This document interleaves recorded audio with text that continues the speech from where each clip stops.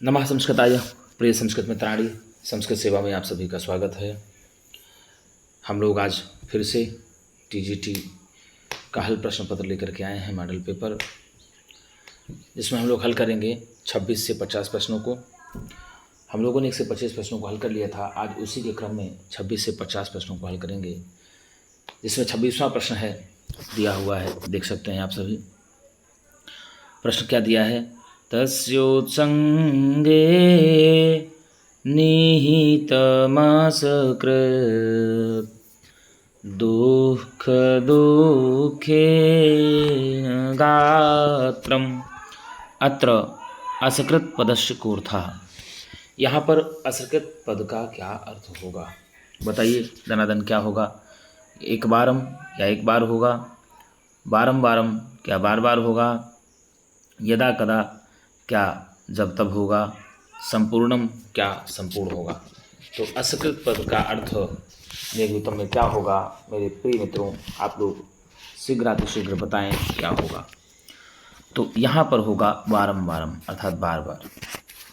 श्लोक आप पढ़ेंगे, 67वां श्लोक है, पूर्व बैंक का ही। तस्योत्संगे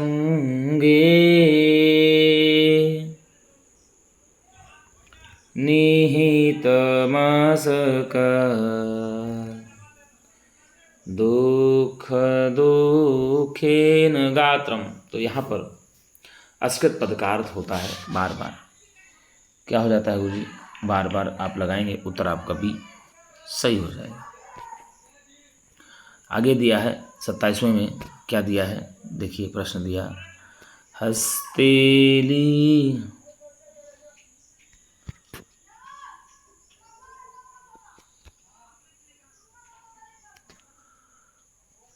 क्या दिया है? हस्ते लीला कमलमल के बालकुंदानु विधम। बताइए, अस्याम पंक्तौ वर्णम अस्ति, इस पंक्ति का वर्णन है। बताइए किस में है गुरुजी इस पंक्ति का वर्णन? उज्जैन्याः वनितानाम, उज्जैनी की वनिताओं का, अलकापुर्याः कामिनीनाम, अलकापुर की कामिनियों का, विदिशायाः सुंदरीणाम, विदिशा की सुंदरियों का, दशारणस्य कन्यानाम, दशार्ण की कन्याओं का। बताइए 27 नंबर का आप क्या उत्तर लगाएंगे? तो 27 का उत्तर हो जाएगा अलकापुर्याः कामिनीनाम। ये उत्तर मेघ का श्लोक है, दूसरा श्लोक है। और जब आप पढ़ेंगे इसमें तो इसमें दिया ही है श्लोक में, हस्ते लीला कमलमल के बालकुंदानुविद्धम नीतालोध्र प्रसवरजसा पाण्डुतामानने श्री चूडापासे नवकुरबकम् चारुकर्णे शिरीषम् सीमन्ते च त्वदुगमजम् यत्र नीपम वधूनाम। अर्थात क्या कहा? जहाँ की हे मेघ, जिस अलकापुर में रमणियों के हाथों में क्रीड़ा के लिए कमल हैं। क्या कहा? हस्ते लीला कमलम, जहाँ की कामिनियों के हाथों में कमल हैं क्रीड़ा के लिए, और बालों में ताजे कुंद के पुष्प हैं। बाल कुंदानुविद्धम, बालों में ताजे कुंद के पुष्प हैं, और मुख पर लोध्र की रस से गौरवर्ण की कांति है, और जूड़ों में कुर्बक पुष्प है, कानों में सुंदर शिरीष पुष्प है, एवं मांग में तुम्हारे आने से खिलने वाला कदम्ब पुष्प है। अर्थात अलका में सदैव 6 ऋतुएं वर्तमान रहती हैं और उनके पुष्पों का प्रयोग वहाँ की रमणियाँ पृथक पृथक अवयव में करती हैं। तो पूछ लेगा कि अलकापुर की कामनियों के हाथ में कौन सा पुष्प है, तो बताएंगे हाथ में कमल का पुष्प है। किसका है गुरुजी? कमल का पुष्प हाथ में होता है। और बाल में कुंद का पुष्प है, बाल में कुंद का पुष्प है। मुख में लोध्र का पुष्प है, लोध्र पुष्प है मुख में, लोध्र पुष्प है। और जोड़ों में कुर्बक का पुष्प है, जोड़ों में कुर्बक का पुष्प है। और कानों में शिरीष पुष्प है, कान में शिरीष पुष्प है। कानों में शिरीष का पुष्प है। और मांग तुम्हारे आने से खिलने वाला कदम्ब पुष्प है। और मांग में कदम्ब के पुष्प हैं। मांग में किसके हैं गुरुजी? कदम्ब के। अब प्रश्न पूछ लेगा कि अलकापुर की कामनियों के हाथ में कौन सा पुष्प है, तो कमल पुष्प है। बाल में कौन सा है, तो कुंद पुष्प है। मुख में कौन सा है, लोध्र पुष्प है। और जोड़ों में कौन सा है, तो कुर्बक का पुष्प है। कान में कौन सा है, तो शिरीष का पुष्प है। और मांग में कौन सा पुष्प है, कदम्ब का। तो इस प्रकार से 6 पुष्पों का 6 ऋतुओं का वर्णन अलकापुरी में आया हुआ है। तो हस्ते लीला कमल मल के बाल कुंदान विद्धम अस्याम पंक्तौ वर्णम अस्ति। इस पंक्ति का वर्णन अलकापुर्याः कामनी नाम अलकापुर की कामनियों का है। ठीक है, आगे दिया प्रायः सर्वो भवति करुणा वृत्तिरार्द्रांतरात्मा। प्रायः सर्वो भवति करुणा वृत्तिरार्द्रांतरात्मा। अब बताइए, ईशा सूक्तिरस्ति, यह सूक्ति है। बताइए यह सूक्ति है, खटाखटा बताइए यह सूक्ति किसकी है? क्या उत्तर मेघस्य, क्या उत्तर में की? पूर्व मेघस्य, क्या पूर्व में की? हंसदूतस्य, या हंसदूत की है? क्या पूर्व मेघस्य अंतिम श्लोकः, क्या पूर्व में की अंतिम श्लोक की यह सूक्ति है? बताइए। तो यह सूक्ति जो है गुरुजी, यह है उत्तर में की। किसकी है? उत्तर में की। प्रायः सर्वो भवति, प्रायः सर्वो भवति करुणा वृत्तिरार्द्रांतरात्मा। प्रायः ऐसा देखा गया है कि सभी कोमल हृदय वाले व्यक्ति दया भाव के स्वभाव वाले होते हैं, ऐसा देखा जाता है। ये श्लोक ही है पूरा। सासन्यस्ता भरणमबला पेशलं धारयन्ति सयोत्संगे निहितमसकृत् दुःख दुःखेन गात्रं त्वामप्यस्त्रं नवजलमयं मोचयिष्यत्यवश्यं। प्रायः सर्वो भवति करुणा वृत्तिरार्द्रांतरात्मा।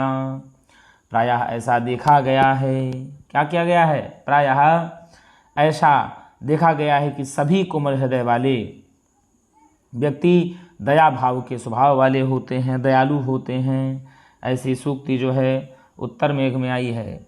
यक्ष कहता है मेघ से कि हे मेघ, अलंकारों से हीन और बार बार अतिशय दुख से पलंग पर डाले हुए अपने कोमल शरीर से नूतन जल रूप तुम्हारे भी आंसू गिरा देगी, अर्थात मेरी प्रिया की विरह दशा देख करके आप भी अपने आंसुओं को नहीं रोक पाएंगे।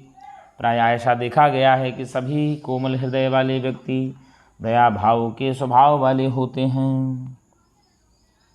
आगे दिया, सा संन्यस्ता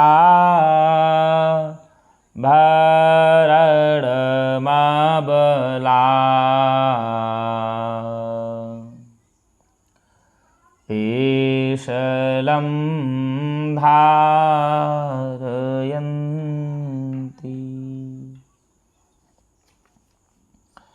तो अत्र पेशलम पदस्य कोर्थः, यहाँ पर पेशलम पद का क्या अर्थ होता है? सुंदर कोमल चा, सुंदरम कोमलम चा, सुंदर अथवा कोमल, सुंदर और कोमल, अश्रु आंसू, अथवा नूतनम नया, अथवा परुषम कठोर। क्या होगा बताइए? 29 का उत्तर आप लोग क्या लगाएंगे? तो भैया सुंदरम कोमलम चा, सा संन्यस्ता भरणमाबला पेशलं धारयन्ति। क्या है? अबला पेशलम धारयन्ति सा संन्यस्ताभरणम। मतलब यक्ष कहता है मेघ से कि हे मेघ, अलंकारों से रहित होने पर भी वह बार बार अतिशय दुख से पलंग पर डाले हुए अपने कोमल सदृश से नूतन जल रूप तुम्हारे आंसू को गिरा देगी। सोचो भाई साहब, यही जो कितनी बड़ी बात कहा। तो यहाँ इसका अर्थ, पेशलम का अर्थ होता है सुंदर अथवा कोमल।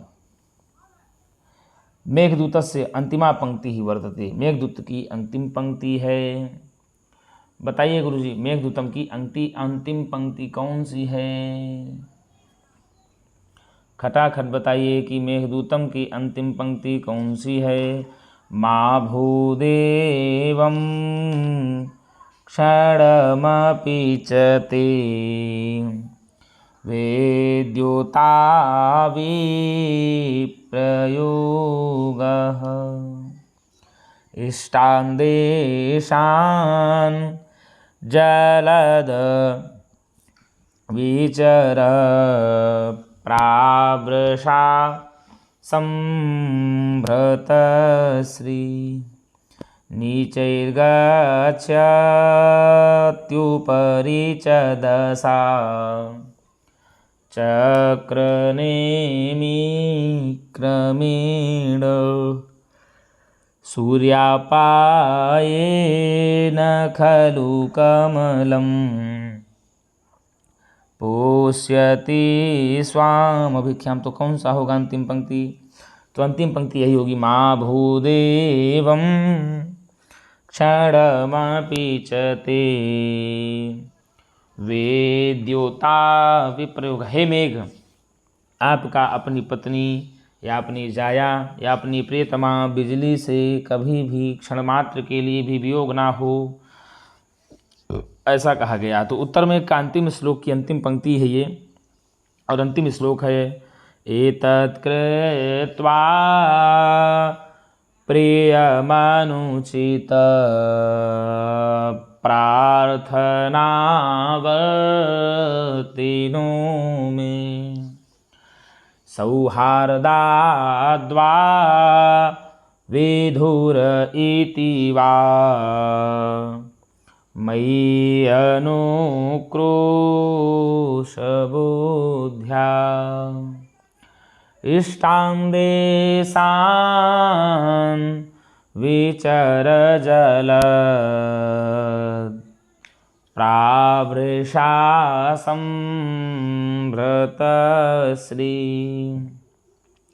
मा भूदेवं क्षणमपि च ते विद्युता विप्रयोगः। अंत में ही कहता है यक्ष मेघ से कि हे मेघ, मेरी मैत्री के कारण अथवा यह प्रिया से युक्त है, इस कारण से अथवा दयाभाव से तुम्हारे अनुरूप कार्य की प्रार्थना करने वाले मेरे इस प्रिय कार्य को करके वर्षा के कारण बढ़ी हुई स्वभाव वाले तुम अपने अभीष्ट स्थानों पर विचरण करो और एक क्षण के लिए भी तुम्हारा बिजली के साथ मेरे जैसा वियोग ना हो। ऐसा कहता है यक्ष मेघ से कहता है, तो ये उत्तर हो जाएगा आपका ए। आगे दिया चंद्रापीठ किसका अवतार था? चंद्रापीठ किसका अवतार था? क्या पुंडरीकस्य, क्या पुंडरीक का, ब्राह्मणः क्या ब्राह्मण का, शिवस्य क्या शिव का, चंद्रमसः चंद्रमा का। बताइए चंद्रापीठ किसका अवतार था? तो चंद्रापीठ भैया चंद्रमा का अवतार था। किसका था? चंद्रापीठ चंद्रमा का अवतार था। 31 का आपका उत्तर हो जाएगा डी, चंद्रापीठ चंद्रमा शूद्रक। ठीक, आपका उत्तर चला जाएगा डी।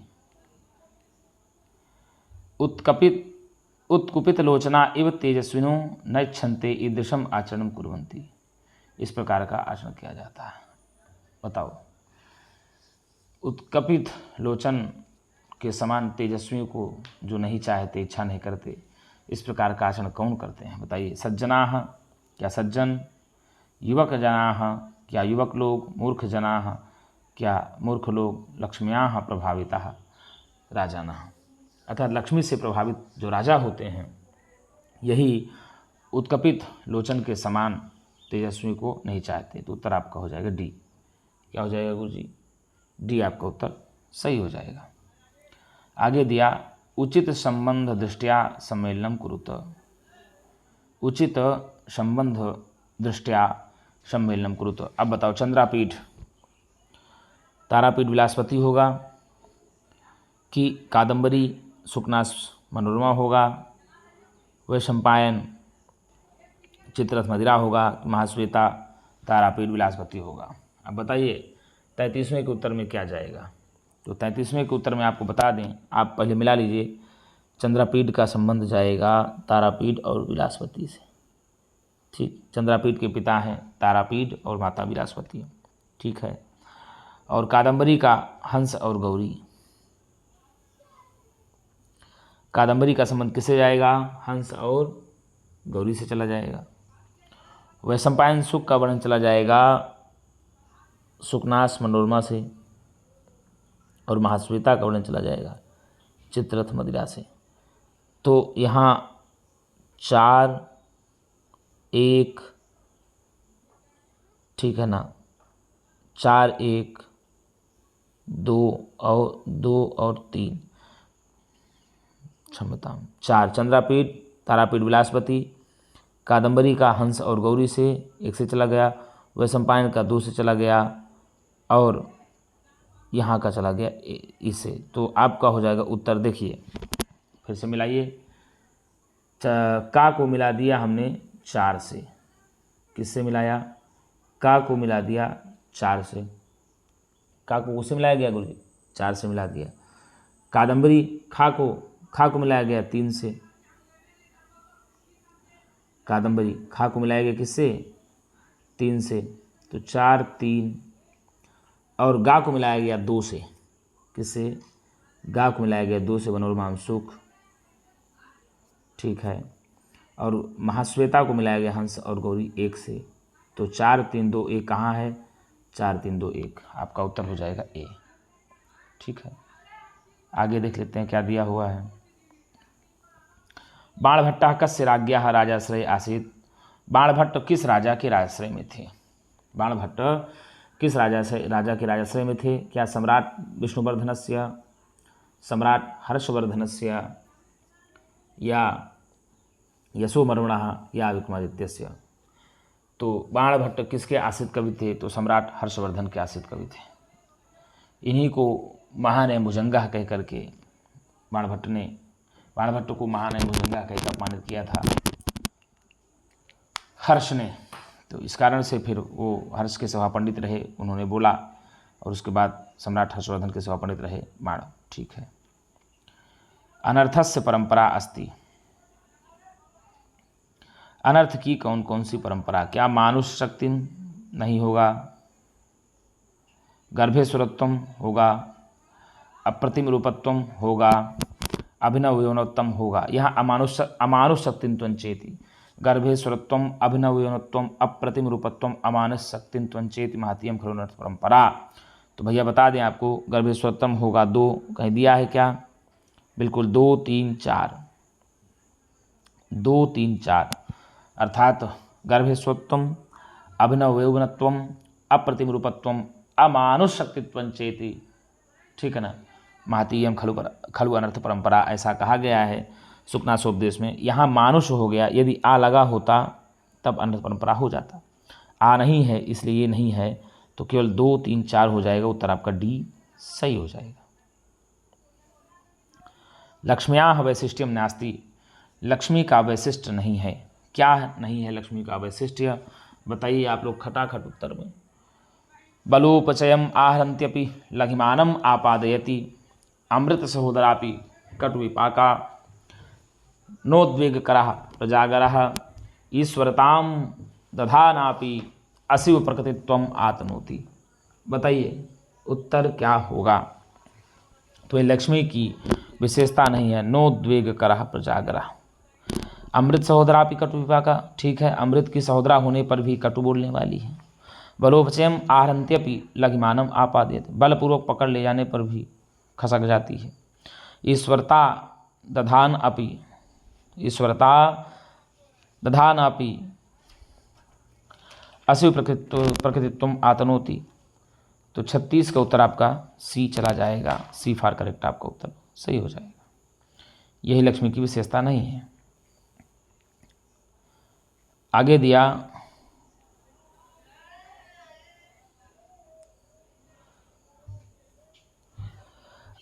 अधोदत्तेषु असत्यम कथनम अस्ति, नीचे लिखे गए वाक्यों में असत्य कथन है। कादम्बरी पूर्वार्धस्य कथाम हारितः सुखम श्रावयति, कादम्बरी की पूर्वार्ध कथा हारित सुख को सुनाता है।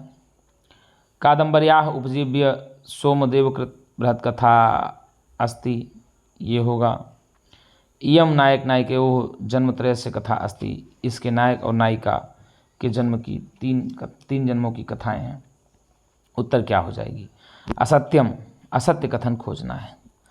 तो इसका बता दें आपको, कादम्बरी पूर्वार्धस्य कथा हारितः सुखम श्रावयति, गलत बात। कादम्बर्याः उपजीव्यम सोमदेव के बृहत् कथा अस्ति, गलत बात। इयम नायिका नायक नायिकयोः जन्मत्रयस्य कथा अस्ति, यहाँ पर उत्तर जाएगा सी। क्या जाएगा गुरुजी, सी जाएगा। अस्य कथायाः प्रारंभः शूद्रक वर्णनं च तथा च वेत्रवती तटे स्थितायाः दिशायाः वर्णनेन भवति, बिल्कुल सही है। तो 1 2 3 आपका यहाँ पर असत्य कथन हो गया। क्या हो गया गुरुजी, असत्य कथन हो गया। 1 2 3 असत्य है। आपका उत्तर चला जाएगा 37 का सी। क्या चला जाएगा गुरुजी, 37 का आपका सी उत्तर चला जाएगा। सी फॉर करेक्ट उत्तर आपका चला जाएगा। चलिए आगे देख लेते हैं क्या दिया है। रजनिकर गभस्तया, अत्र गभस्तया पदस्यार्थः अस्ति, यहाँ पर गभस्तया पद का क्या अर्थ होगा बताइए। क्या गर्भिणी होगा, किरणः क्या किरण होगा, अंधकारः क्या अंधकार होगा, प्रकाशः क्या प्रकाश होगा। तो यहाँ पर गभस्तया का अर्थ होगा किरण। क्या होगा गुरुजी, गभस्तया का अर्थ होगा किरण। आपका 38 भी उत्तर सही हो जाएगा। बाणः कवीनाम इह चक्रवर्ती इति कस्य कथनम अस्ति, बाणः कवीनाम इह चक्रवर्ती इति कस्य कथनम अस्ति। क्या सोढलस्य, क्या त्रिलोचनस्य, क्या धर्मदासस्य, क्या मंखकस्य। कौन कहा है बाणः कवीनाम इह चक्रवर्ती, बाण के बारे में किसने कहा है बताइए, खटाखट बताइए आप लोग। उत्तर 39वें का उत्तर क्या जाएगा भैया। बाणः कवीनाम इह चक्रवर्ती सोढल ने कहा है। किसने कहा है, बाणः कवीनाम इह चक्रवर्ती, बाण के विषय में सोढल ने कहा है। किसने कहा है, बाण के विषय में सोढल ने कहा। बाणः कवीनाम इह चक्रवर्ती। और यदि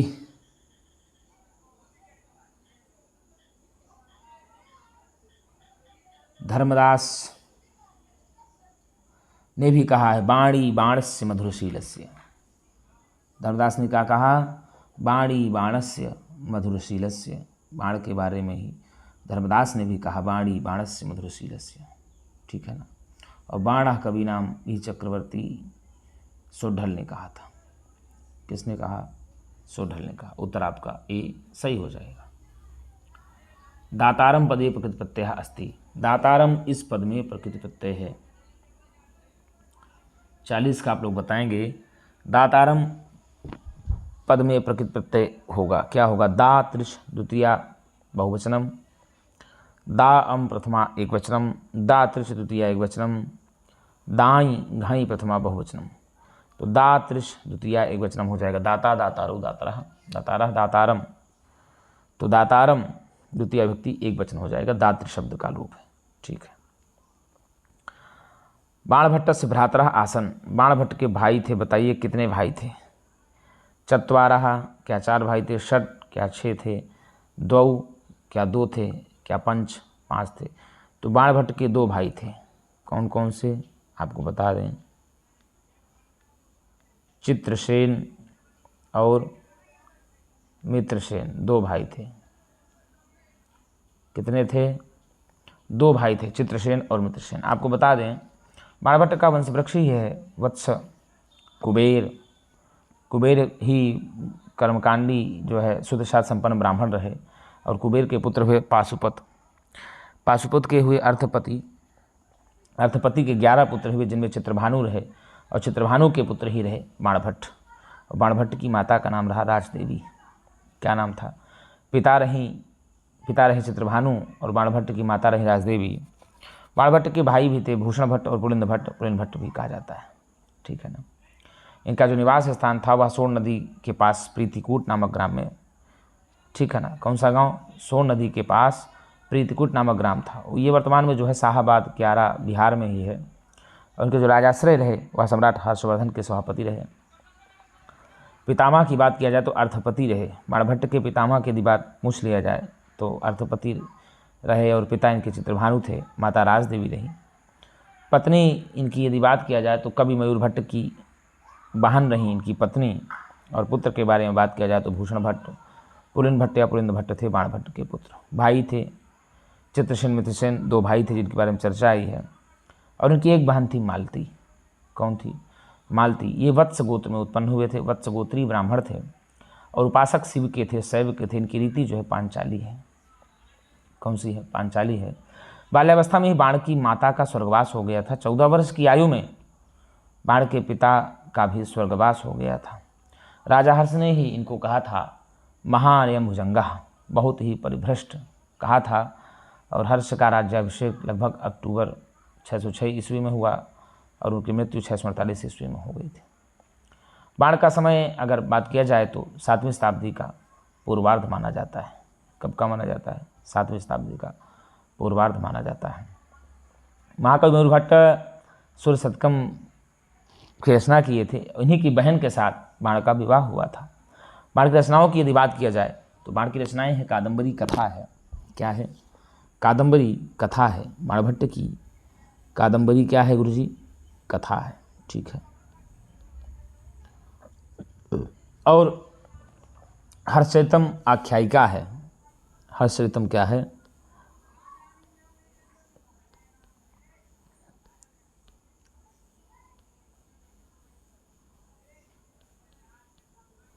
हर्षचरितम जो इनका ग्रंथ आख्यायिका है। चंडी शतक मुक्तक है।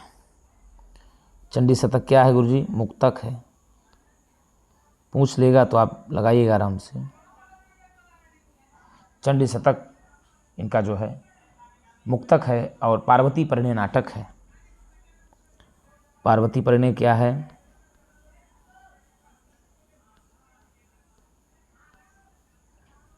पार्वती परिणय इनका नाटक है निबाण भट्ट का। और एक ग्रंथ है इनका चंडी शतक मुक्तक तो ही है, पार्वती परिणय नाटक है। और मुकुट ताड़ितक नाटक है। मुकुट ताड़ितक पार्वती परिणय दोनों नाटक हैं, ठीक है। तो बाणभट्ट से भ्रातरः आसन। बाणभट्ट के 2 भाई थे, द्वौ भ्रातरः आसन। आइए आगे देख लेते हैं। विभातिकायाः करुणाकुलानां रिक्त स्थानस्य पूर्तिं करोतु। रिक्त स्थान की पूर्ति करो। कुंडलेन कंकड़ेन परोपकारेण न चंदनेन परोपकारिणाम। तु विभाति कायः करुणाकुलानां परोपकारेण न चंदनेन। बताइए क्या होगा? तो यहाँ उत्तर लग जाएगा परोपकारेण न चंदनेन। ठीक है, क्या हो जाएगा आपका उत्तर? सीधे सीधे 42 का जो है गुरुजी सी आपका उत्तर सही हो जाएगा। कौन सा उत्तर सही होगा? 42 का सी आपका उत्तर सही हो जाएगा। जो शरीर है ना वह परोपकार से सुशोभित होता है। विभाति कायः परोपकारेण, कायः परोपकारेण न चंदनेन, अर्थात जो शरीर है वह परोपकार से सुशोभित होती है, चंदन आदि से सुशोभित नहीं होती है। आगे दिया नास्त्युद्यशमो बंधु रिक्त स्थानम पूरयतु। उद्यशमः किम नास्ति रिक्त स्थानम पूरयतु डैश डैश डैश दे दिया। लज्जा भूषणम रिपुः बंधु। तो नास्ति उद्यशमो बंधु, अर्थात उद्यम के समान कोई भी बंधु नहीं है। आपका उत्तर चला जाएगा डी। आगे दिया किम नाम मित्रम यद एकस्मात् गुरु विद्याम अधीते, जो एक गुरु से विद्या को पढ़ता है ग्रहण करता है। या यह समीप गृहे वसति, जो घर के समीप में रहता है। यत सहाय्यम करोति, जो सहायता करता है। या सुख दुखयो समक्रियम यत, हाँ यही होगा, सुख दुखयो समक्रियम यत समित्रम, वही मित्र होगा, तन्मित्र माग। ठीक है ना, यही हो जाएगा आपका उत्तर डी। क्या हो जाएगा गुरुजी? 44 का आपका उत्तर चला जाएगा डी। तो जो सुख और दुख में एक समान रहता है उसको ही मित्र कहा जाता है। नागेंद्रो निशितांकुशेन समदो दंडेन गोगर्धभौ। अत नागेंद्र इत्यस्य अर्थः का, यहाँ पर नागेंद्र पद का क्या अर्थ होगा? क्या सर्पाणाम राज्ञः, क्या सर्पों का राजा? श्रेष्ठ हाथी, क्या श्रेष्ठ हाथी होगा? या नागलोकस्य स्वामी, या नागलोक का स्वामी होगा?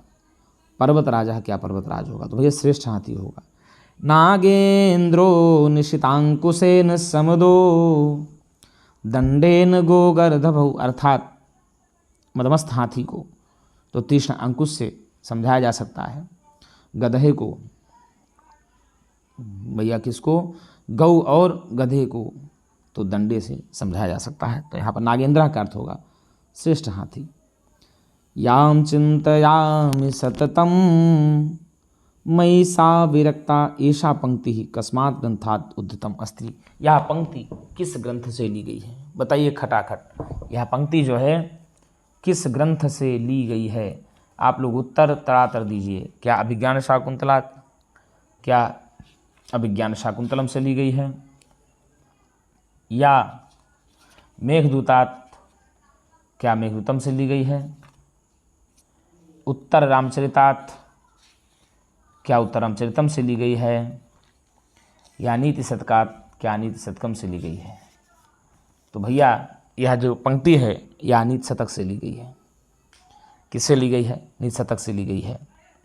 इसमें कहते हैं भर्तृहरि जी स्वयं के बारे में, याम चिंतयामि सततम मयि सा विरक्ता साप्यन्नमिच्छति जनम सजनोऽन्यसक्तः अस्मत्कृते च परिशुष्यति काचिदान्या धिक्तां च तं च मदनं च इमां च मां च। अर्थात भर्तृहरि जी कहते हैं कि जिस स्त्री की चिंता में मैं सदा किया करता हूँ, ठीक, जिस स्त्री की चिंता में मैं सदा लीन रहा करता हूँ वह मुझसे विरक्त रहती है, वह किसी और दूसरे पुरुष को चाहती है। यदि कहने का मतलब ये है कि जिस पुरुष को मैं चाहता हूँ वह मुझसे विरक्त होकर के किसी दूसरे पुरुष को चाहती रहती है, और वह पुरुष भी दूसरी स्त्री में प्रेमासक्त है, कोई दूसरी हमारे लिए तड़प रही है, ऐसा भर्तृहरि जी कह रहे हैं। उस स्त्री को धिक्कार है, उस पुरुष को धिक्कार है, उस कामधेव को भी धिक्कार है, और इस स्त्री को भी और मुझको भी सबको अधिकार है, ऐसा भरतृहरि जी को स्वयं कहते हैं, अपने लिए लास्ट में कहते हैं, अंतिम श्लोक में, परिशिष्ट में 21वें श्लोक में बोलते हैं निषदकम के, सर्वे गुणाः डैश डैश डैश डैश आश्रयन्ति रिक्त स्थानम पूरयित्वा सूक्तिम निर्मापयत। क्या निधानम कांचनम सौंदर्यम ज्ञानम। तो सर्वे गुणाः कांचनमाश्रयन्ति, सारे गुण सोने में ही जाकर के आश्रय लेते हैं। आपका उत्तर चला जाएगा बी। आगे दिया न्यायात् पथः प्रविचलन्ति पदम। बताइए, वाक्यमिदं लोट लकारे परिवर्तित। न्यायात् पथा प्रविचलन्ति, इस वाक्य को लोट लकार में परिवर्तन करो तो न्यायात् पथा प्रविचलिष्यति, प्रविचलिष्यति होगा क्या, या न्यायात् पथा प्रविचलित होगा क्या, न्यायात् पथा प्रविचलन्तु होगा क्या, न्यायात् पथा अविचलित होगा, यही होगा न्यायात् पथा प्रविचलन्तु। पूरी सूक्ति है न्यायात् पथः प्रविचलन्ति पदम न धीरा। जो धीर पुरुष होते हैं वह कभी भी न्याय के मार्ग से अपने पैर को विचलित नहीं करते हैं। तो यहाँ लोट लकार में था, इसको लोट में परिवर्तन कर दिया, प्रविचलन्तु हो जाएगा।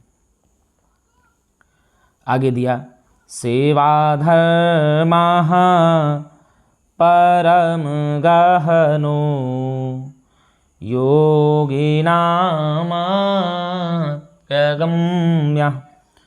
अर्थात सेवा रूपी परम धन होता है। क्या योगिनाम अप्यगम्य, अर्थात योगियों में भी ना जानने योग्य, ना समझ पाने योग्य सेवा रूपी जो धर्म होता है वह बहुत ही अत्यंत गूढ़ होता है। श्लोकांशे परम गहना इत्यस्य अर्थः का, इस श्लोक में परम गहन इस शब्द का क्या अर्थ होगा बताइए। अत्यंतम क्लिष्टम असंगत वक्ता अवंचकाः लज्जावती। बताइए भैया खटाखट इसका उत्तर क्या होगा। तो अत्यंत क्लिष्टम, बड़ा ही क्लिष्ट होता है। क्या होता है यहाँ पर, परम गहन का मतलब होता है बड़ा ही क्लिष्ट होता है, जिसको आसानी से नहीं जाना जा सकता। तो जो योगियों में सेवा रूपी धर्म होता है ना, वह छिपा हुआ होता है, बड़ा ही क्लिष्ट होता है, उसको जानना बहुत सरल बात नहीं है। तो आपका उत्तर हो जाएगा ए। अद्याप्यानंदयति मां त्वं पुनः क्वासि यथोचित पदेन रिक्त स्थानम पूरयतु। क्या सीते, नंदिनी, वासंती, प्रिय। नंदिनी हो जाएगा। क्या हो जाएगा गुरुजी, नंदिनी हो जाएगा। 50 का उत्तर बी हो जाएगा। अद्यापि आनंदयति माम त्वं पुनः क्वासि नंदिनी। राम जी कहते हैं कि आज भी तुम मुझे आनंद दे रही हो, फिर अय नंदिनी तुम कहाँ हो। ऐसा राम जी तड़प तड़प के रो रहे हैं, चिल्ला रहे हैं। पंचवटी वन में सीता जी को याद कर कर के फूट फूट करके रो रहे हैं, पूछ रहे हैं। और नंदिनी शब्द माता सीता के लिए राम जी संबोधन करते हैं। तो मित्रों, हम लोगों ने 26 से 50 प्रश्नों की प्रश्नोत्तरी को हल कर लिया है। इसी प्रकार से हम लोग रोज़ हल करेंगे। और अब हम नीति शतकम की कक्षा भी प्रारंभ करेंगे। नीति शतकम हम लोग जहाँ से छोड़ दिए थे बीच में, उसको पूर्ण करने का प्रयास करेंगे और उसी के साथ साथ हम प्रश्नोत्तरी भी लेकर के चलेंगे। तो मित्रों, यदि वीडियो अच्छी लगती हो आपको तो एक बार लाइक और सब्सक्राइब जरूर करें, और हो सके तो संस्कृत सेवा चैनल को शेयर भी करें। तो आज के लिए इतना ही। हम पुनः एक नई वीडियो के साथ मिलेंगे। तब तक के लिए नमः संस्कृताय, शुभ रात्रि चा।